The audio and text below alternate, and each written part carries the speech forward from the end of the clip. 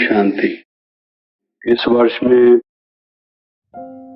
हमारे परम प्रिय बाप दादा ने ये कहा हुआ है कि हमारा विशेष ध्यान, हमारे सामने विशेष लक्ष्य यही रहेगा कि हमारी स्थिति योग युक्त, हमारे कर्म योग युक्त हो, हमारा आहार व्यवहार विचार आचार सभी जैसे योगी जीवन में होता है वैसा होना चाहिए। क्योंकि बाबा ने कहा हुआ है कि बच्चे युक्ति से मुक्ति मिलती है।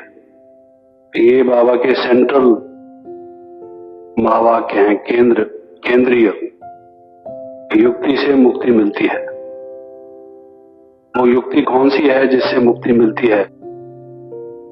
वो बाबा ने हमें बताया है कि वो योग युक्त होना, यही युक्ति है, इसी से मुक्ति मिलती है। तो सारा जो अपना अध्ययन है, ये पढ़ाई है, स्टडी है, ये इसी बात से संबंधित है कि वो युक्ति हम अधिकाधिक अपने जीवन में कैसे अपनाएं, जिससे विकारों से भी मुक्ति मिले, दुख अशांति रोग शोक इन सब से मुक्ति मिले, जिसे हम जीवन मुक्ति कहते हैं। उसी को ही संक्षेप में कहा गया है कि युक्ति से मुक्ति मिलती है, या बाबा ने कहा है विधि से सिद्धि मिलती है। तो वो विधि क्या है? योग कैसे लगाना चाहिए, आत्मा के स्वरूप में कैसे स्थित हों, परमात्मा से हम अपना कनेक्शन कैसे जोड़ें, संसार में रहते हुए जो सुख शांति में जीवन है उसको जीने की विधि क्या है।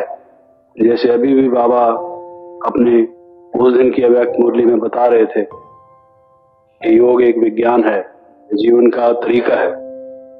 आजकल पाश्चात्य देशों के लोग भी कहते हैं कि लाइफस्टाइल हमारा कैसा हो, ये एक आवश्यक बात है, इसको जानना। तो वो विधि क्या है अपने जीवन को श्रेष्ठ बनाने की, स्वपरिवर्तन की, दूसरों का कल्याण करने की, उनकी सेवा करने की, ये सब बातों की विधि हमें बाबा बताते हैं। हमारा सारा ज्ञान क्या है? एक शब्द में ये विधि है। बोलने की विधि क्या हो? बाबा कहते हैं कम बोलो, मीठा बोलो, धीरे बोलो, ये बोलने की विधि है। कैसे देखो? आत्मा की दृष्टि से देखो, ये देखने की विधि है। ऐसे बाबा ने नेगेटिव थिंकिंग मत करो, पॉजिटिव थिंकिंग करो, ये सोचने की विधि है। तो हर एक बात की बाबा ने विधि बताई है या युक्ति बताई है। इनको ठीक कैसे करो, इसकी ट्रांसफॉर्मेशन कैसे करो। तो इस विधि से सिद्धि होगी और इस युक्ति से मुक्ति होगी। इतना थोड़े से शब्द में बाबा, जिसको कहा जाता है गागर में सागर भरना, वैसे ही सारे ज्ञान को बहुत थोड़े से शब्दों में बताते हैं। तो जिसे हम योग तपस्या कहते हैं, इससे पहले हमें ये जान लेना जरूरी है कि योग हम कहते किसे। तो बाबा ने बहुत न्यारे और प्यारे शब्दों में योग की व्याख्या की हुई है, कई तरीके से, जिनमें से 4-5 जो हैं वो मुख्यतम हैं, उनमें से विशेष है। एक तो बाबा ने कहा हुआ है लगन में मगन होना ही योग है। ये व्याख्या किसी ने नहीं की योग की। लोग तो कहते हैं योग चित्त की वृत्तियों के निरोध का नाम है। पतंजलि ने राजयोग में ऐसे कहा, और कोई अपने अपनी रीत से योग को डिफाइन करते हैं, योग की व्याख्या करते हैं। लेकिन बाबा ने क्या कहा हुआ है? लगन में मगन होना ही योग है। दूसरा बाबा ने कहा हुआ है याद की यात्रा का नाम योग है। योग जो है वो याद की यात्रा का नाम है। लोग बेचारे जाते हैं अयोध्या में, राम जन्मभूमि पर, या काशी में, या मथुरा में, या वृंदावन में, या जगन्नाथपुरी में यात्रा करने। तो बाबा ने हमें कितना सहज बता दिया। पिछले दिन भी बता रहे थे ना कि आप जाते हो परम धाम में, कितना सेकंड लगता है, कितना खर्च होता है, और एक्चुअली में बता रहे थे ना बाबा। तो आप तो सबसे बड़े वैज्ञानिक हो, दूसरे वैज्ञानिक कितनी एनर्जी, कितना पैसा खर्च करके रॉकेट को भेजते हैं। तो बाबा ने कहा वो सूर्य तक भी नहीं पहुंच सके, और आप कहां चले जाते हो। तो वो बाबा ने कहा है एक बहुत ही मधुर शब्द में, बहुत गंभीर है ये बात जो बाबा ने थोड़े से शब्दों में कही है कि याद की यात्रा का नाम ही योग है। ये कहीं किसी ने नहीं कहा। वो तो मन को नील स्टेज में ले जाना चाहते हैं कि कोई थॉट आए ही ना, विचार आए ही ना, एकदम घोड़े को खूंटी से बांध के बिठा देना चाहते हैं, उठे ही ना वहां से। भागने की बात तो छोड़ दो, चारा अपने पल्ले से खिलाओ उसको और वहीं पर बांधे रखो उसको। तो याग की यात्रा का नाम ही योग है, ये बाबा ने कहा है। तीसरा बाबा ने कहा है कि सर्व संबंध भाव से जोड़ना, ये योग है, जिसको भक्ति मार्ग में आप कहते आए कि तुम्हें माता च पिता तुम्हें, तुम्हें बंधु च सखा तुम्हें। आज भी मुरली में था ना कि वारिस किस किस ने बनाया है, कौन उससे वर्षा लेना चाहता है, ये वारिस किस किस ने बनाया, हाथ सबने खड़ा किया था, दादी जी ने पूछा था ना। तो ये सब संबंध, माता पिता सखा स्वामी, ये आत्मा के सब संबंध जो गाते आए हम भक्ति मार्ग में, अब उनको जान के उनके साथ जोड़ना, ये योग है। बाबा ने ये नई व्याख्या बताई है कि मन उससे, उस प्यार से जुट जाए। और फिर उसके साथ साथ बाबा ने ये कहा है कि योग कनेक्शन का नाम, कनेक्शन, शिव बाबा से आत्मा का कनेक्शन हो जाए, आत्मा का परमात्मा से कनेक्शन ही योग है। योग की डेफिनेशंस दी हैं, लेकिन विशेष रूप से हमेशा मन का स्वभाव है कि थोड़ी बातों पर वो केंद्रीभूत हो पाता है, ध्यान में रख पाता है, अधिक बताओ तो ओवरफ्लो हो जाता है। इसलिए ये चार ही काफी हैं। ये जो अभ्यास करेंगे आप, अगर इन चार बातों पर ही मन अपना टिकाए रखें, इसको चेक करें कि हमारे संबंध ठीक हैं, हमारा कनेक्शन लगा हुआ है, हम लगन में मगन हैं, हम याद की यात्रा कर रहे हैं, तो समझो कि आपकी तपस्या हो रही है। और अगर नहीं तो समझो कि तपस्या नहीं हो रही। अब सवाल यह है कि चाहते तो सब हैं कि हम लगन में मगन हो जाएं, इसीलिए तो ये सारा ज्ञान लेते हैं, क्योंकि जब मगन होते हैं शांति मिलती है, आनंद मिलता है, बाबा का वरदान मिलता है। कौन चाहता है कि हम बाबा की याद में ना रहें? किसी ने कहा है कि मक्खन खाते हुए किसके दांत टूटते हैं, किसके दांत टूटते हैं, उसने कहा मक्खन खाते हुए। लेकिन मैं तो कहता हूं जिसके टूटे हुए हों वो भी खा सकता है मक्खन, एक ऐसी चीज है। टूटते तो नहीं है, टूटे हुए अगर पहले से ही हों तो भी मक्खन खा ले तो ठीक है। तो ये योग जो है, ये तो मक्खन है, शक्ति देने वाली चीज है। किसको ये कठिन, किसको ये भारी लगता है? ये कोई गुस्सा काम नहीं है ये इस प्रकार का। लेकिन सवाल यह है कि अगर लगन ही ना रहे तो मगन किस में रहेंगे? अगर याद ही ना हो तो यात्रा क्या करेंगे? अगर संबंधी भूल जाएं तो सब जोड़ोगे किससे? अगर कनेक्शन ही टूट जाए, मान लो टेलीफोन आपके पास भी है, जिसको आपने टेलीफोन करना है, टेलीफोन का इंस्ट्रूमेंट वहां भी है, और कनेक्शन में ही कोई गड़बड़ हो जाए तो लगेगा कैसे योग?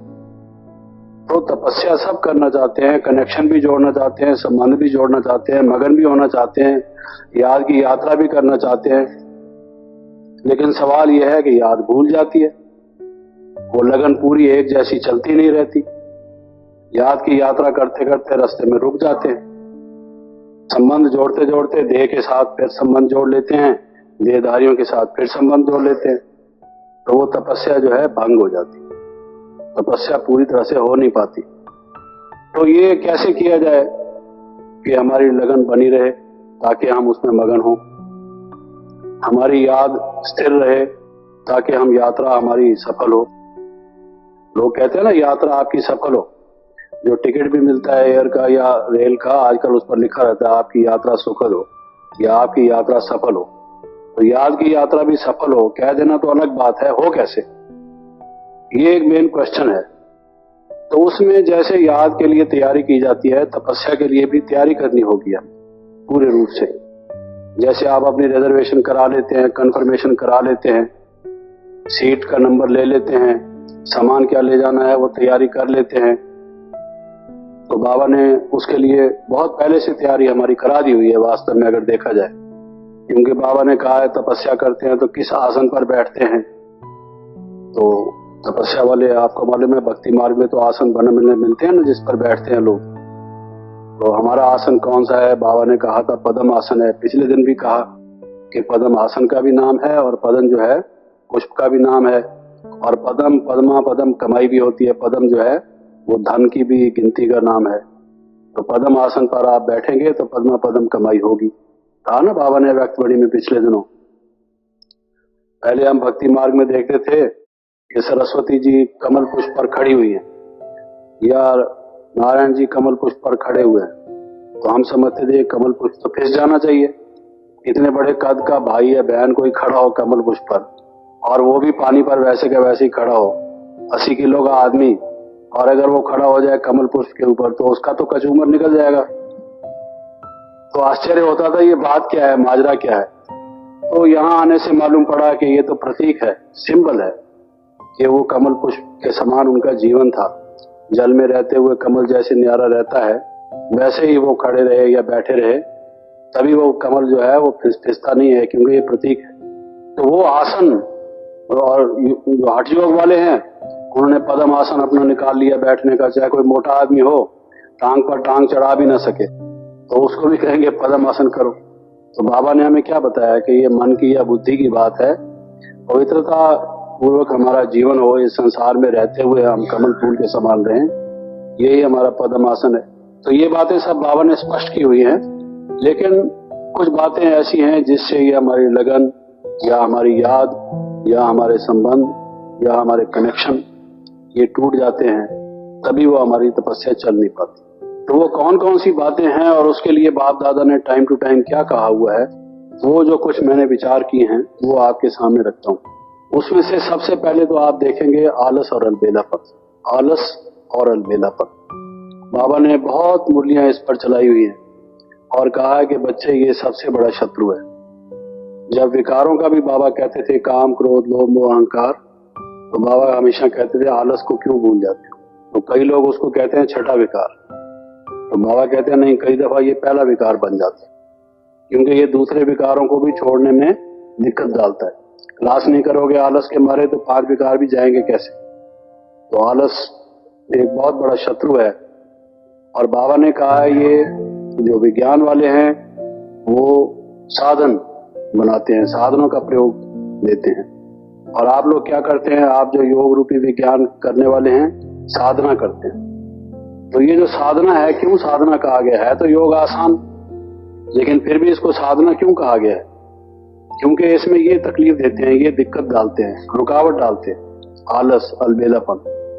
साधक जो होगा, जो साधना करने वाला होगा, वो आलस को एक तरफ करके सर्दी में, गर्मी में, बारिश में तबीयत कभी ऊंची नीची ठीक होगी, कभी नहीं ठीक होगी, कभी कोई और विघ्न पड़ेगा, तो वो उन सब का सामना करके साधना में कमी नहीं रखेगा। इसलिए इसको बाबा ने साधना कहा। कोई साधन मिलेगा नहीं मिलेगा, अच्छा आज बस नहीं मिली या कोई साधन नहीं मिला तो क्लास ही छोड़ दी या मुरली सुनी ही नहीं, वो साधन नहीं मिला तो साधना करने वाला जो होगा कोई ना कोई रास्ता अपना निकाल लेगा। साधना में जो विघ्न आएंगे उन विघ्नों को विनाश करेगा। तो बाबा ने एक मुरली में कहा था कि लगन में रहोगे तो विघ्न विनाश होंगे। ये बाबा ने फार्मूलाज बताए हुए, जैसे नानी अम्मा दादी अम्मा बताते हैं ना, जुकाम हो तो फला चीज का काढ़ा पी लिया करो, या फला गला खराब हो तो बेसन का पूरा बना के हिलते रहो। जैसे भक्ति मार्ग में करते हैं, पहले हनुमान की पूजा करेंगे, हनुमान जी बचाओ, हनुमान जी बचाओ, मैं डूब चला हूं, नहीं आया हनुमान जी, फिर कहेंगे राम जी आप आ जाओ, राम जी आप आ जाओ। समझेंगे हनुमान कहीं किसी काम में बिजी होगा, चलो शायद राम के पास फुर्सत हो, उसको बुला लो। हैं? राम जी नहीं आया, फिर किसको बुला लेंगे, किसी और को, कृष्ण जी को, कहेंगे कृष्ण जी आ जाओ, कृष्ण जी नहीं आएंगे, राधिका को ही बुला लेंगे, कहेंगे वो शायद सिफारिश कर दे। तो वो एक में निश्चय नहीं उनका होता ना, क्योंकि उनको पता नहीं परमात्मा कौन है। जब वो जाते हैं अगरबत्ती और धूप लेकर अपने घर में या मंदिर में, जितने देवी देवताओं के चित्र लगे हुए हैं सबको अगरबत्ती सुंघवाएंगे, ताकि हर एक के नाक में सुगंधी जाए। ऐसा ना हो कोई देवी देवता हमसे नाराज हो जाए, खामखा का ही मुसीबत पड़ जाए, एक को खुश कर बैठे और एक को ही नाराज हो जाए, क्योंकि उनको पता नहीं है नंबरवार पुरुषार्थ अनुसार कौन कौन है। वो सबको ही भगवान समझते हैं, उनको ये मालूम नहीं कि भाई ये डिपार्टमेंटल स्टोर जो हमने बना रखा है सब देवी देवताओं का, इनमें से मुख्य कौन है, देवों का देव परमात्मा कौन है, और हमको तो पता है। और जब हमको मालूम हो गया कि शिव बाबा वही सब देवी देवताओं को भी जो इस संगम के समय में जब वो अंतिम जन्म में होते हैं अपने साधारण रूप में, सब देवी देवता वही वरदान देकर इन सबको देवी देवता बनाने वाले हैं। और ये सब इन्हीं महावाक्यों पर जितना कोई चला है उतना उसने पद प्राप्त किया है। तो ये फेथ की बात है। अगर आप निश्चय करें लगन से विघ्न दूर होगा, बिल्कुल 100% गारंटी है कि लगन से विघ्न दूर होगा, इसमें कोई शक की बात नहीं।